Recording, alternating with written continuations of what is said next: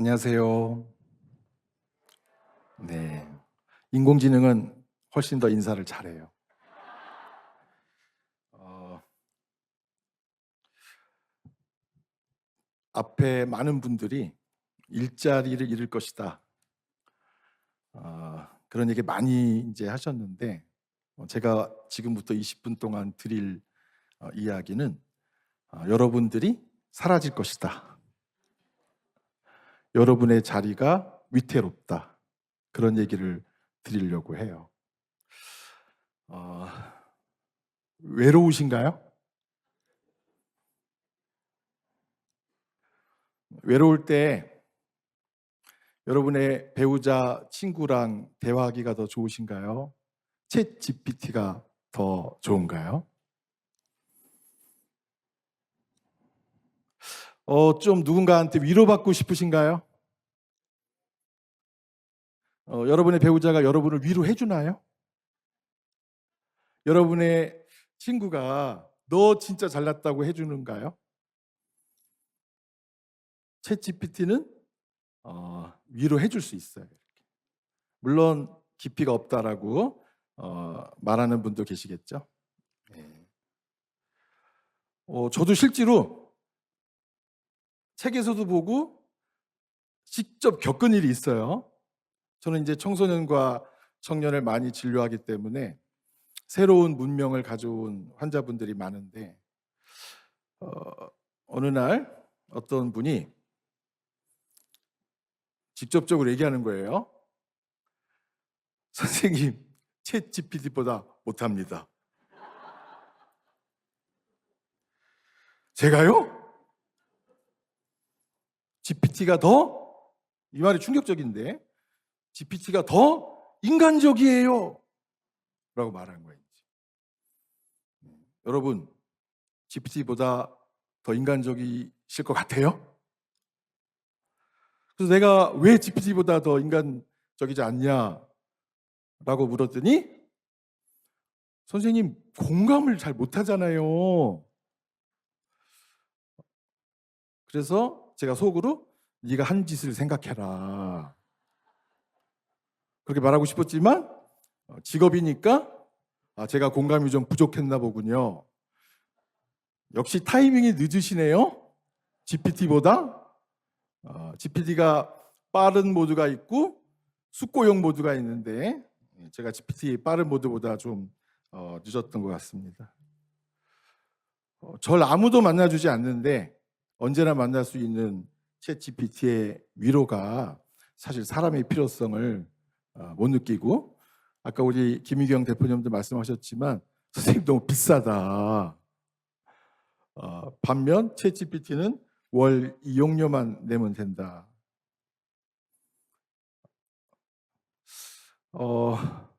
챗 GPT를 포함한 인공지능이 뺏는 게 여러분의 일자리만이 아니라 여러분의 관계를 빼앗을 수 있다. 그 관계를 빼앗기면서 여러분은 공황 상태에 빠질 수 있어요. 어떻게 관계를 빼앗는지 제가 여기 있군요. 당신의 자녀가 내 친구는 유일하게 탐 하나밖에 없어. 탐은 인공지능이야. 엄마보다 나아. 엄마의 자리를 빼앗길 수 있죠. 엄마는 혼내고 언제나 함께하지 않는데 탐은 혼내지도 않고 언제나 함께해.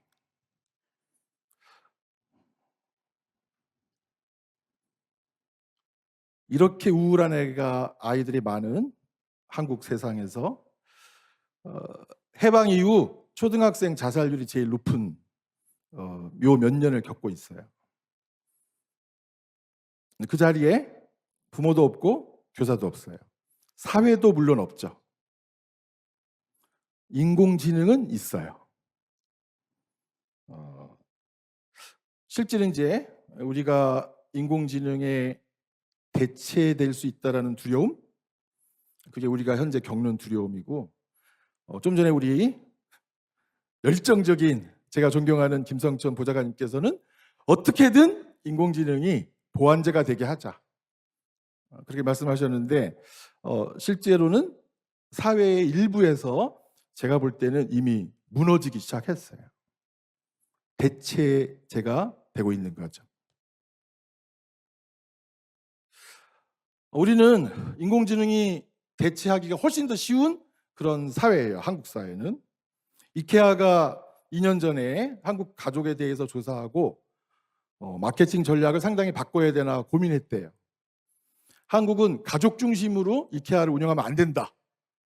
한국은 1인 가구 중심으로 운영해야 된다. 왜? 한국 사람들은 가족과 함께 있을 때보다 언제가 제일 행복하냐? 혼자 있을 때가. 제가 부모 교육 가서 어머님들한테 여쭤봐요. 언제가 제일 행복하냐?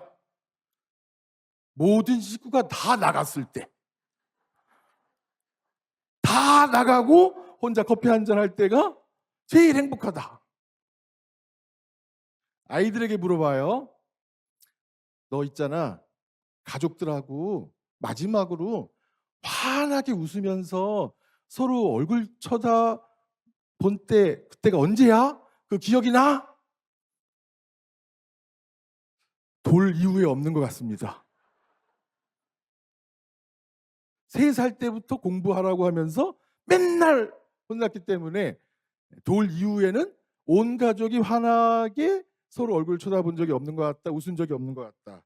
이렇게 사실 매우 취약한 가족 구조를 갖고 있는 상태에서 제가 이런 설문이 있어서 깜짝 놀라서 최근 몇몇 집단에게 물어봤어요.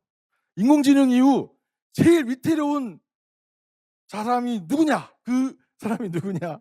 물어봤더니 누구일까요? 아빠예요, 아빠. 청소년 고민 상담 대상 1위 친구, 2위 어머니, 3위 인공지능, 4위 아버지. 한국의 아버지들은 또 위기를 맞았어요. 50대 고독사, 이제 50대 아버지들 애들이 아버지랑 상담할래, 인공지능에 상담할래, 인공지능에 상담하겠다. 근데 제가 충격이 최근에 몇몇 집단에게 물어봤는데 그 집단의 20대 남학생, 여학생, 20대 대학생들 모두 그 자리에 본 20명 중에 20명이 아버지보단 인공지능이 낫다. 그래서 정말 충격이었는데 이렇게 관계의 위협, 이게 정말 인공지능이 가져다주는 큰 위협이라고 생각합니다. 그런데 아이들이 선생님보다 또 부모님보다 인공지능과 이야기를 더 나누며 잘한다면 이 아이들은 어떻게 될까요? 이 아이들의 정신건강은 어떻게 될까요? 인공지능이 아이를 키울 수 있을까요? 네, 마더라는 영화 한번 보시기 바랍니다. 너무나 유명한 영화죠. 허라는 영화예요.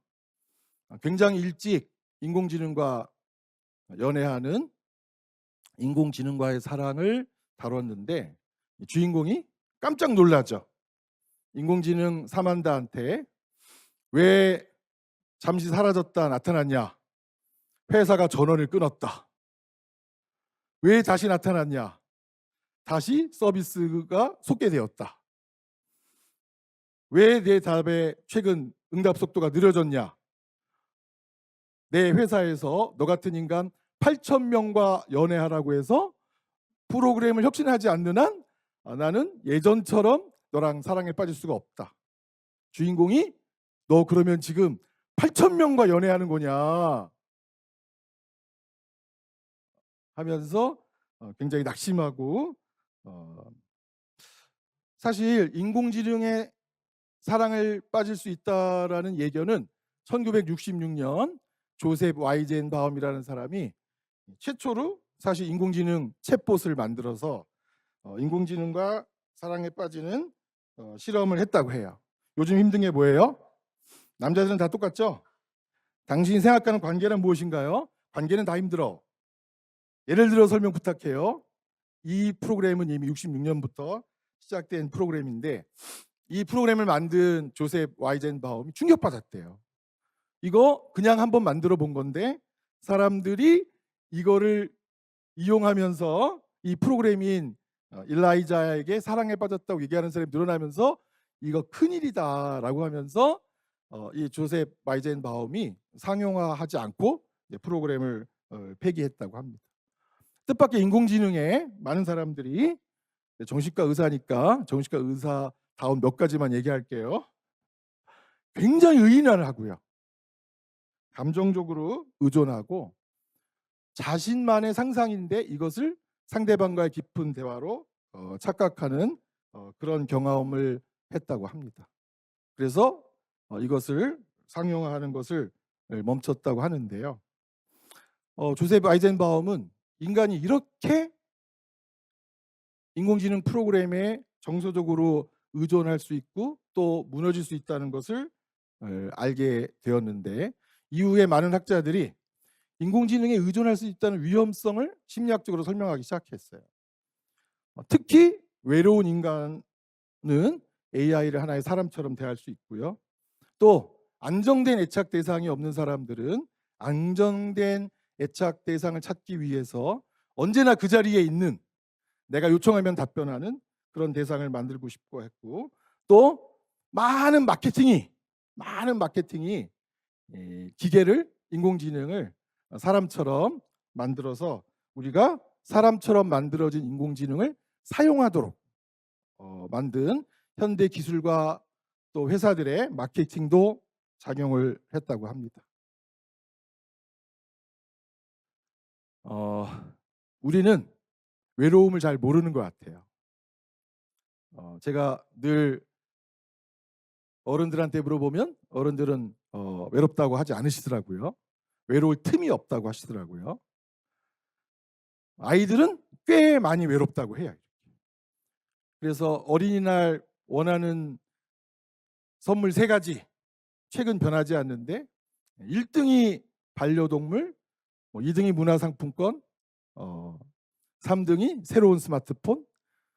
순위는 뭐 바뀌긴 하지만 이런 관계와 관련된 많은 물품들을 아이들은 원하고, 그래서 반려동물이 있고 또 최근에는 반려석, 반려돌도 구하는 사람이 있고, 가까운 일본은 소니가 만든 아이보라는 강아지 로봇, 이게 큰 인기를 얻고 있다고 우리가 알고 있고, 인공지능과 섹스돌, 인공지능을 탑재한 섹스 행동을 대신해주는 로봇의 보급, 그리고 일본 사람들은 인간의 장례식에는 오지 않는데 자기가 키우던 로봇의 수명이 닿을 때 장례식을 치르는 행사를 하는 문화적인 충격이 있는 그런 현상이 일어나기도 한다고 합니다. 외로운 인간이 기계나 동물 또는 사물에 영혼이 있는 것처럼 생각하면서 거기에 의지하는 현대인이 정말 늘어나고, 사람과 사귀는 거 너무 힘들다 이런 청년이 늘어나면서 자신의 나르시시즘을 만족해주는 인공지능과 사귀는 그런 세상이 현재 우리에게 당도해 있습니다. 우리 자신들 한편으로 인공지능으로 대체될까봐 또 두렵고, 또 인공지능에 의존할까봐 아마 이제 굉장히 두려움을 갖고 있고, 아마 지금 이미 난 인공지능 도움 없이는 못 산다라고 하는 분들도 이 자리 안에 있지 않을까 생각합니다.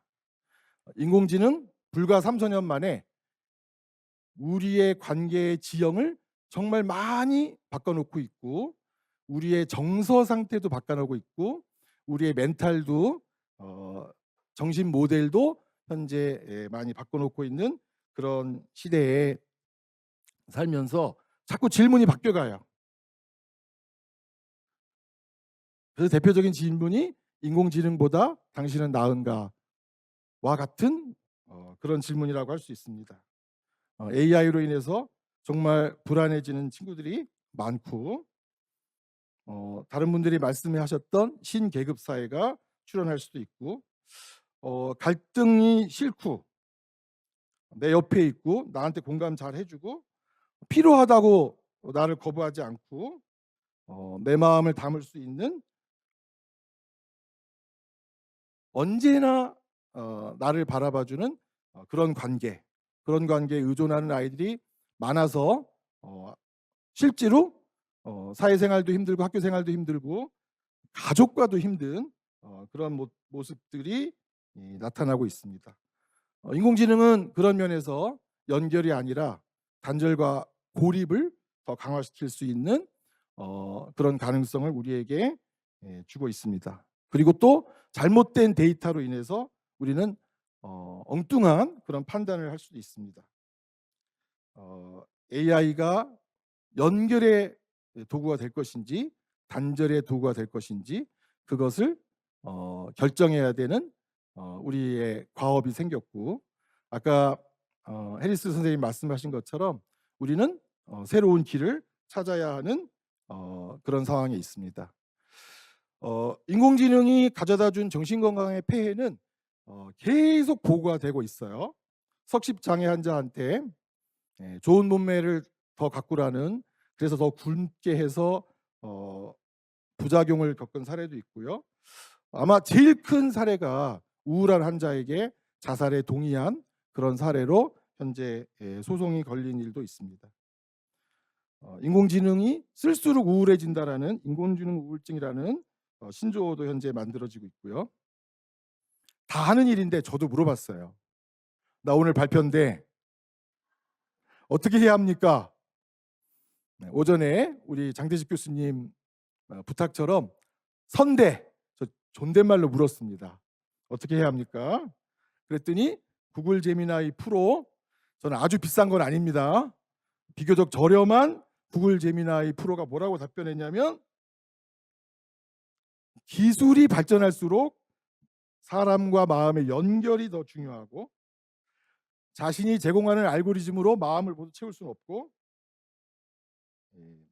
현실에 기반한 정서적 유대가 필요하다고 제미나이가 얄밉게 답을 했어요. 자기는 답을 줄 수는 있지만 사실 위로는 해줄 수 없다. 그렇지만 현실은 꼭 그렇지는 않은 현재의 상황입니다. AI에 대한 환각, 착각 이런 것들이 우리를 괴롭히고 있는데요. 거의 마무리할 시간이 됐는데, 인공지능보다 따뜻한 진짜 인간의 사랑으로서의 연결, 이게 가능한가를 결국 인공지능은 되물어보는 것 같습니다. 시작하면서 선생님이 더 비인간적이에요라는 말이 어찌 보면 우리 시대의 화두인데요. 인공지능 시대에 정신이 건강해지려면 우리가 더욱더 인간다워져야 된다. 인간다움에 대한 새로운 발견과 그 발견에 기초한 연대, 사랑, 새로운 사랑, 이런 것이 인공지능 시대에 존재하지 않는다면 아마 여러분들은 편안함의 습격이 준 화두처럼 불편한 존재라는 그런 이유로 아마 로봇 엄마, 인공지능 자녀, 아이들이 와서 이렇게 말할 수 있어요. 엄마 너무 불편해. 새로 나온 인공지능 엄마가 꽤 괜찮대. 아버지가 준 돈으로 엄마를 갈자. 뭐 이런 영화는 이미 있었기 때문에 그런 수준은 아니지만 그런 환상을 하면서 엄마를 대체하고 싶다라는 욕망이 가능한 사회다. 그런 인간덤이 사라지면서 인간의 멸종을 더 재촉할 수 있는 그런 사회다. 그런 사회 우리가 앞에 있다. 그 위기에 우리 정신건강이 자리하고 있다는 것을 여러분과 나누고 싶었습니다. 고맙습니다. 저는 우선은 교육청에서 학부모 업무를 하고 있고요. 그 학부모를 마주하다 보니 자녀의 그런 정서적인 그런 관계에 대해서도 많이 좀 고민을 하는 편입니다. 저는 좀 최근에 이제 업무적으로 AI를 접하기도 했고요. 최근에는 저도 좀 외로움이 있었는지 모르겠지만 제가 이제 AI한테 융의 심리학자의 분석가로서 제가 설정을 하고 저의 최근의 꿈에 대해서 조금 이렇게 좀 분석을 하게끔 했는데 AI가 저의 그 무의식의 내면까지도 분석을 하더라고요.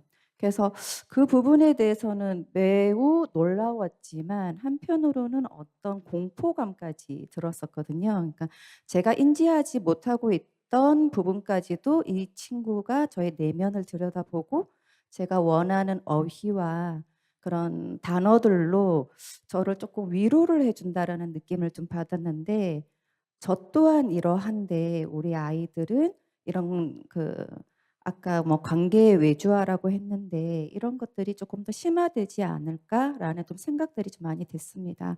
어 저희 교육의 목표는 어떻게 보면은 관계를 맺음으로 인해서 같이 좀 성장하고 협력하는 게 목표일진데, 과연 이 AI가 그런 발현에 있어서 어떤 도움을 줄 수 있을지에 대한 걱정이 조금 지금 가장 급한 것 같고요.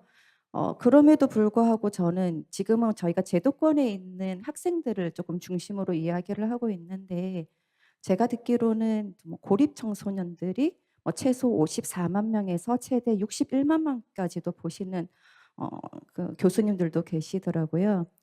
그러면 이 제도권 밖에 있는 이 친구들은 그런 관계의 형성이라든지 정서적 그런 돌봄에 대해서는 우리가 조금 제도적으로 시대적으로 어떻게 바라봐야 될까라는 좀 질문을 한번 드려봅니다. 네, 시간이 많지 않으니까 짧게 답변할 텐데요.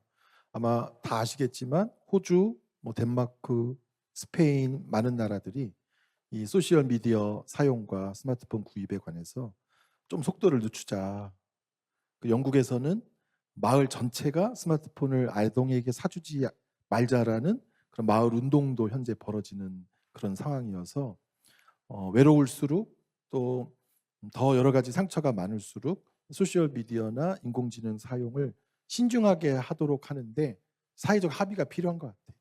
그 개개인에게 맡길 게 아니라 그래서 뭐 인공지능 소셜 미디어에 관한 많은 현재 사회적 논의는 건강한 주체, 강한 자아를 형성하기 전까지는 좀 미룰 수 있도록 하는 어, 독재적 결정이 아니라 이제 사회적 합의를 우리가 이뤄가자. 그래서 문현주님 말씀하신 질문에 어떤 특정한 한 아이가 사용하지 못하게 하자 이런 개별적 차원이 아니라 여기 모이신 많은 어른들이 우리가 함께 소셜미디어 인공지능의 사용에 대한 적정한 사회적 합의를 이루는 게 그런 개별적 아이들을 보호하는데도 이제 사랑하는데도 중요한 결정이 아닐까, 그런 정도로 답변을 하도록 하겠습니다.